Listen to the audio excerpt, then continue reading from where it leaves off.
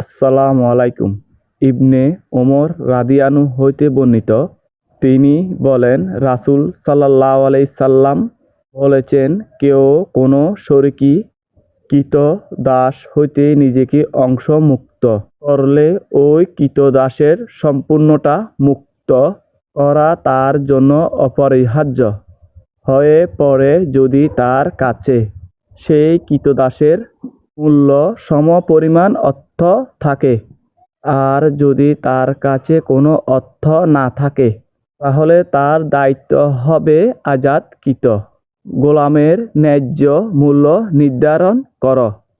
এতে আদায়কারীর পক্ষ থেকে ততটুকু মুক্ত হবে যতটুকু সে মুক্ত করেছে।